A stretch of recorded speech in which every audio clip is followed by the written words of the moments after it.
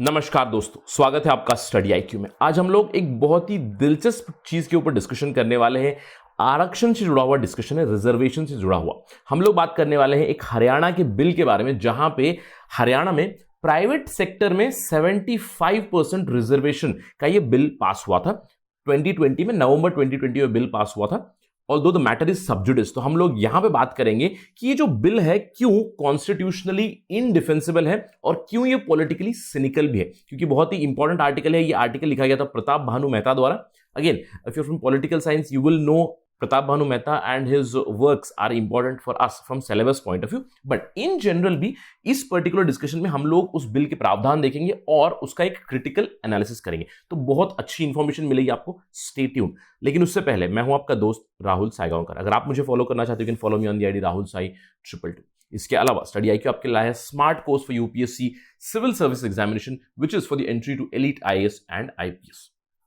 हमारे यहाँ पे ईएमआई फैसिलिटी अवेलेबल है। ज्यादा जानकारी के लिए हमारे कोर्सेज, हमारे कंटेंट, हमारे फीचर्स के लिए आप विजिट कर सकते हैं studiiq.com पे, या फिर हमारा ऐप डाउनलोड कीजिएगा गूगल प्ले स्टोर से। And don't forget to subscribe to our channel study IQ. Right, चलिए पहले खबर के बारे में बताता हूँ। हाल ही में, जैसे मैंने आपको बताया, नवंबर 2020 में हरियाणा स्टेट असेंबली ने एक बिल पास किया, Haryana state employment of local candidates bill 2020। अब इस बिल में उन्होंने कहा कि रिजर्वेशन मिलेगा 75% नए जॉब में लोकल कैंडिडेट्स को in various company, societies, trust and limited liability partnerships. अब इन अ नटशेल इसका मतलब क्या हुआ कि 75% जो लोकल जॉब्स रहेंगे हरियाणा में, उसके लिए डोमिसाइल रिक्वायरमेंट लगेगी। वो प्राइवेट सेक्टर में जो भी जॉब आएंगे वहां पे लोकल कैंडिडेट्स को ही जॉब मिलेंगे। 75% तक रिजर्वेशन दी गई है।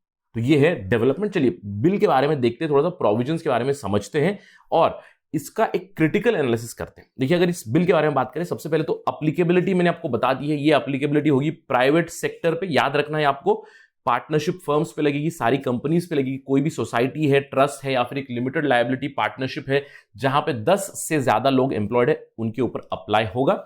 अगले 10 साल के लिए फोर्स पे रहेगा। याद रहना है, इस पर्टिकुलर बिल में applicability is not on the government sector, क्योंकि ऑलरेडी गवर्नमेंट सेक्टर या फिर पब्लिक एम्प्लॉयमेंट में प्रोविजंस है, लेकिन अभी उसे एक्सटेंड किया गया प्राइवेट सेक्टर में।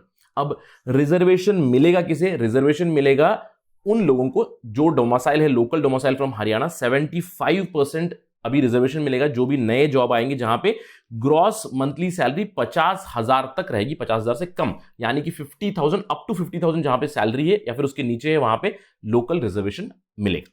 यानी कि जो भी basically jobs where the salary is less, there the reservation has been provided. इसके ऊपर हम लोग बात करेंगे, क्योंकि हम लोग देखेंगे क्यों ये डिस्क्रिमिनेटरी भी है अपने डिस्कशन में। इसके अलावा जो भी अभी प्राइवेट कंपनीज होगी उनको कंपल्सरीली अपने आप को रजिस्टर कराना पड़ेगा और उनके यहां पे जितनी भी जॉब है 50,000 के नीचे वाले, उनको एक डेजिग्नेटेड पोर्टल पर डालना पड़ेगा और बताना पड़ेगा कि यहां पे हम रिजर्वेशन प्रोवाइड कर रहे हैं। और जब तक वो नहीं करेंगे तब तक एम्प्लॉयर रजिस्ट्रेशन कंप्लीट नहीं होगा, वो किसी और व्यक्ति को हायर नहीं कर सकते हैं। इसके अलावा एग्जेम्पशंस, ये बहुत जरूरी चीज है, एग्जेम्पशंस भी मिले हैं। एम्प्लॉयर्स में claim exemption for providing reservation अगर वहां पे हरियाणा में लोकल्स एडिक्वेट नंबर में नहीं मिलेंगे, उनकी डिजायर्ड स्किल उतनी नहीं होगी, उनकी क्वालिफिकेशन नहीं होगी, उनकी प्रोफिशिएंसी उतनी नहीं होगी, तो वो अगर अवेलेबल नहीं है वो लोग जिन्हें एम्प्लॉय कर सकते हैं, तब वो एग्जेम्पशन के लिए क्लेम कर सकते हैं। तो याद रखिए, एग्जेम्पशंस भी एक बहुत जरूरी पॉइंट है। और फाइनली ऑफेंसेस और पेनाल्टी भी है, यानी कि अगर मैं एक प्राइवेट सेक्टर कंपनी हूं हरियाणा में जहां पे मेरे यहाँ पे 50 लोग अगर काम कर रहे हैं, तो मुझे रजिस्टर कराना पड़ेगा। मुझे सरकार को बताना पड़ेगा कि 50 लोगों में से 10 लोग ऐसे हैं जिनकी सैलरी 50,000 से कम है, तो वहां पे मुझे कम से कम 8 लोगों को लेना पड़ेगा, लोकल हरियाणा वाले लोग, यानी 75%। I am just giving you an example through numbers. अगर मैं वॉयलेट करूंगा इस बिल को, इस लॉ को, तो मुझे फाइन भरना पड़ेगा। 50,000 से 2 लाख तक का फाइन आ सकता है। उसके बाद हर दिन 1,000 रुपए फाइन लगेगा जब तक मैं कंप्लाई नहीं करूंगा इस पर्टिकुलर बिल के साथ।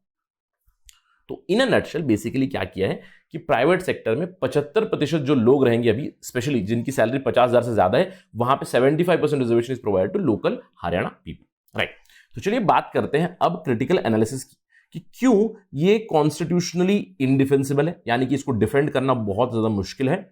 क्यों इसके अंदर बहुत ज्यादा पॉलिटिक्स जुड़ी हुई है, क्या इस पर्टिकुलर बिल के साथ प्रॉब्लम्स है। Already the matter has been challenged और the matter is sub judice, यानी कि कोर्ट के साथ पास पहुंच चुका है। लेकिन उन प्रॉब्लम से पहले सबसे पहले देखते हैं कि क्या कोई और भी राज्य है हरियाणा के अलावा उन्होंने ऐसा किया है। अगर हम लोग बात करें बहुत से अदर स्टेट से, जैसे कि हरियाणा ने अभी 2020 में किया है, आंध्र प्रदेश ने किया था 2019 में 75% रिजर्वेशन टू लोकल्स, ये भी मैटर सब जुडिस है, अभी भी सुप्रीम कोर्ट के पास है। कर्नाटका में केवल ड्राफ्ट था कि ब्लू कॉलर जॉब, जैसे भी हरियाणा ने किया है कि एक सैलरी के नीचे वाले लोगों को रिजर्वेशन दिया है, वैसे ब्लू कॉलर जॉब्स 100% की बात की थी कर्नाटका में। Again it's a draft, again in private sector, यानी कि प्राइवेट सेक्टर में बहुत से राज्यों ने ये लाया है।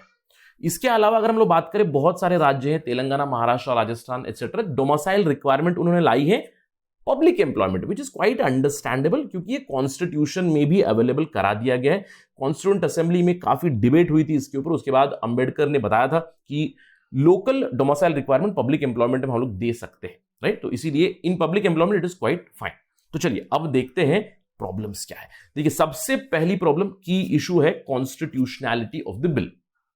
अगर हम लोग कॉन्स्टिट्यूशन के प्राविधान देखें तो मैंने आपको बताया कि अनुच्छेद 16 में अंबेडकर ने बताया था कि we can give reservation on the basis of domicile, absolutely right, ये काफी डिफेंडेबल है। लेकिन अगर इस पर्टिकुलर क्लॉज को हम लोग आर्टिकल 19 के साथ देखें, right to reside freely in India, right to profession के साथ, अगर मैं कहीं पे भी सेटल होना चाहता हूं, समझ लीजिए अभी आई एम इन कर्नाटका, मुझे जाना है हरियाणा, मुझे सेटल होना है हरियाणा में, तो मुझे वहां पे जॉब मिलेगा या नहीं मिलेगा? क्योंकि अभी उन्होंने 75% रिजर्वेशन दिया है प्राइवेट सेक्टर में भी, गवर्नमेंट सेक्टर में ऑलरेडी है, प्राइवेट सेक्टर में भी रिजर्वेशन दिया है, तो it hampers my right to freely reside in Haryana, my right to freely profess or take up any profession in Haryana, isn't it? और अगर हम लोग कॉन्स्टिट्यूशनैलिटी की बात करें, लीगैलिटी की बात करें, सुप्रीम कोर्ट ने ऐसी चीजों को बढ़ावा नहीं दिया है। ऑल्दो मैं ये कह सकता हूं कि ये जो मैटर है अभी भी लोकल डोमिसाइल रिक्वायरमेंट का, ये एक बलून है जो अभी तक फटा नहीं है। लेकिन बहुत सारे ऐसे केस के प्रेसिडेंट्स है जहां पे सुप्रीम कोर्ट ने डिस्करेज किया है। पहले स्टेट्स लाइक राजस्थान को, महाराष्ट्र को, इवन तेलंगाना को भी वार्न किया था कि do not go for this parochialism, यानी कि आप डिवाइड करने मत जाइएगा देश में। यहां पे आप देख सकते हो कि अगर लोकल रिक्वायरमेंट आ जाएगी तो पॉकेट्स इन इंडिया बन जाएंगे, यानी कि हरियाणा में हरियाणा के लोग ही काम करेंगे, दूसरे लोग काम नहीं करेंगे, राइट। तो ये तो एकिन टू वो पॉलिटिक्स हुई जो हम लोगों ने देखा है महाराष्ट्र में, जो शिवसेना के साथ होती थी, आउटसाइडर्स फ्रॉम यूपी, बिहार इन मुंबई जो प्रॉब्लम क्रिएट की थी, उस तरह की चीजें डेवलप हो सकती है ऐसे बिल्स, ऐसे चीजों से, राइट। तो सुप्रीम कोर्ट भी इसको काफी डिस्करेज करता आ रहा है। तो वी डू होप कि अभी जो चैलेंज हुआ है हरियाणा का bill, it is highly unlikely that will be passed in the judiciary. अब इसके अलावा दूसरा की प्रॉब्लम है reservation in private sector itself. Constitution में ऑल्दो रिजर्वेशन पब्लिक एम्प्लॉयमेंट में बातें की गई है, राइट, लेकिन प्राइवेट सेक्टर में ये एक बहुत बड़ा ग्रे एरिया है अभी तक, क्योंकि अगर प्राइवेट सेक्टर में ले आएंगे उनकी कॉम्पिटिटिवनेस का क्या होगा। ऑल्दो मैंने आपको बताया कि आंध्र प्रदेश ने किया है, कर्नाटका में ड्राफ्ट बिल था, लेकिन रिजर्वेशन अगर प्राइवेट सेक्टर में आ जाएगा तो is it not counterproductive और is it not counter to our narrative of reforms जो हम लोग 1991 में लाए थे, लिबरलाइजेशन, प्राइवेटाइजेशन, ग्लोबलाइजेशन के रिफॉर्म्स, जहां पे हम लोग इकोनॉमिक रिफॉर्म्स की बात करते हैं, क्या वो उस लाइन के खिलाफ नहीं जाता है, राइट? बिल्कुल, ये एक सवाल उठता है। इसके अलावा एक और सवाल है अभी, is it not against the government slogan? हमारी सरकार हमेशा स्लोगन देती है मैक्सिमम गवर्नेंस, मिनिमम गवर्नमेंट, तो ये उस स्लोगन के खिलाफ नहीं है क्या? अब आपको लगेगा कैसे? मैंने आपको कहा था कि मेरी एक कंपनी है जहां पे 50 लोग एम्प्लॉयड है हरियाणा में, तो अब क्या होगा, इस पर्टिकुलर बिल के बाद क्या होगा कि अब मेरे ऊपर एक रेगुलेटरी बॉडी आ जाएगी, it may be a labour commissioner या डेप्टी कमिश्नर, जहां पे मुझे रिपोर्ट करना पड़ेगा, डेजिग्नेटेड पोर्टल में सारा डेटा डालना है और वो अभी देखेंगे कि मैं कंप्लाई कर रहा हूं कि नहीं 75% reservation. So this will lead to more and more regulation and perhaps more and more corruption in Haryana. क्यों? क्योंकि एग्जेम्पशंस भी दी गई है, तो अगर एग्जेम्प्ट होना है तो there might be cases of corruption more and more in Haryana with respect to this. इसके अलावा अगर हम लोग इसको एक मैक्रो लेवल पे देखिए, काफी डिस्क्रिमिनेटरी नेचर का बिल है। अब किस तरह से डिस्क्रिमिनेट कर रहा है? दो लेवल पे डिस्क्रिमिनेट कर रहा है। एक तो देखिए, ये किसी वल्नरेबल वर्कर को हेल्प नहीं कर रहा है, जैसे कि मैंने आपको बताया कि 50,000 के नीचे जो सैलरी रहेगी तब तक वो रिजर्वेशन मिलेगा उन्हें, यानी कि अगर किसी को 50,000 से नीचे वाला जॉब चाहिए, यू गेट रिजर्वेशन। अब समझ लीजिए मुझे ऐसा जॉब मिला है जहां पे 51,000 सैलरी है, तो वहां पे रिजर्वेशन की जरूरत नहीं है। तो ये एक लेवल पे ऐसा डिस्क्रिमिनेट करता है कि जो एलिट है, जो रिच है, जो ज्यादा पढ़ चुके हैं, जो ज्यादा समझ लीजिए उनके पास एजुकेशनल बैकग्राउंड है, क्वालिफिकेशन है, तो वहां पे उन्हें रिजर्वेशन नहीं मिलेगी, दूसरों को मिलेगी। तो this sort of discrimination is already there, which is again I would say discrimination among people itself, right? इसके अलावा दूसरा जो डिस्कशन होगा वो होगा जो एजुकेटेड इंडिविजुअल्स है हरियाणा में, उनकी क्षमता के ऊपर सवाल उठा देते हैं, राइट? क्यों? क्योंकि समवेयर ये जो बिल लाया गया है ये एक टेस्टामेंट बन जाता है कि हरियाणा सरकार की कहीं ना कहीं फेलियर है कि उन्होंने जॉब्स क्रिएट नहीं किए हैं अपने यहाँ पे। जो वहां पे हरियाणा में पढ़े हुए लोग हैं, एजुकेटेड लोग हैं, वो एक फ्री लेबर मार्केट में कंपीट नहीं कर रहे हैं। ये कहीं ना कहीं एक हमें अंदेशा दिखाता है। तो इसीलिए डिस्क्रिमिनेटरी दो लेवल पे होता है। वल्नरेबल वर्कर्स को एक्चुअली हेल्प नहीं कर रहा है ये, क्योंकि हम लोग जानते हैं कि इनफॉर्मल सेक्टर इंडिया में बहुत ज्यादा है। तो यहां पे अगर हेल्प भी करेगा तो बहुत ही मिनिस्क्यूल माइनॉरिटी को हेल्प करेगा।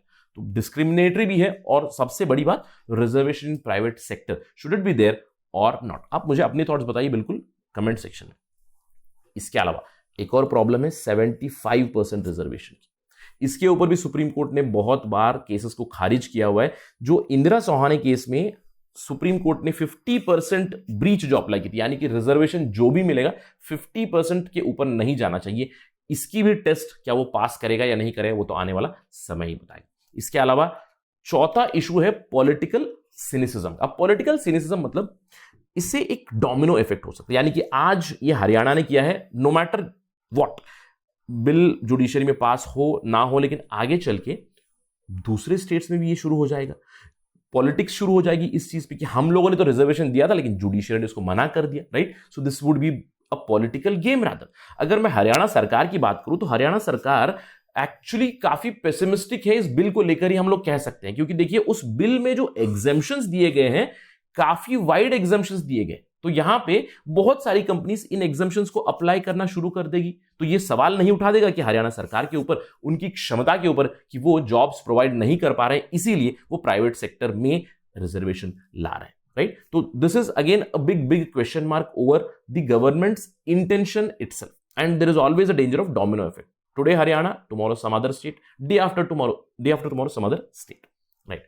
इसके अलावा एक बहुत बड़ी प्रॉब्लम है, is it even feasible in India? अब फीजिबल इन इंडिया से भी ज्यादा मैं कहूंगा फीजिबल इन हरियाणा के बारे में बात करें, क्योंकि हरियाणा की बिल है, right? Reservation in private sector in India is a different discussion, but in Haryana देखिए, अगर हरियाणा में ये लाया गया, अगर इसको लागू किया गया, तो इमेजिन कीजिए कि एनसीआर में क्या होगा। एनसीआर में अब देखिए एक तरफ है दिल्ली, एक तरफ है गुरुग्राम और एक तरफ है नोएडा, राइट? अब ये गुरुग्राम में तो अप्लाई होगा लेकिन ये नहीं अप्लाई होगा दिल्ली और नोएडा में। यानी कि अगर कोई नोएडा से, दिल्ली से गुरुग्राम में काम कर रहा है तो they will feel discriminated, right? तो क्या आगे चल के दिल्ली और नोएडा भी इसी तरह के रूल्स लाएंगे to the residents of Gurugram? This is quite a problematic situation in India. यानी कि स्टेट के भीतर ही डिवीजन होगा, इंडिया के भीतर ही डिवीजन होने की चांसेस हो जाती है। तो फीजिबिलिटी के ऊपर भी एक सवाल जरूर उठ जाता है, राइट? तो ये सब प्रॉब्लम्स है, की इश्यूज है इस पर्टिकुलर बिल के साथ। मैंने आपको कहा कि मैटर इज स्टिल सब जुडिस। तो सबसे बड़ा सवाल हमारे ऊपर ये रहता है कि will the bill pass the judicial test? ये सब आने वाला समय ही बताएगा। जैसे ही इस बिल के ऊपर कोई डिसीजन आएगा तो हम आपको जल्द से जल्द लाते रहेंगे स्टडी आई के ऊपर। Till that time please stay tuned and enjoy. Thank you for watching. जय हिंद।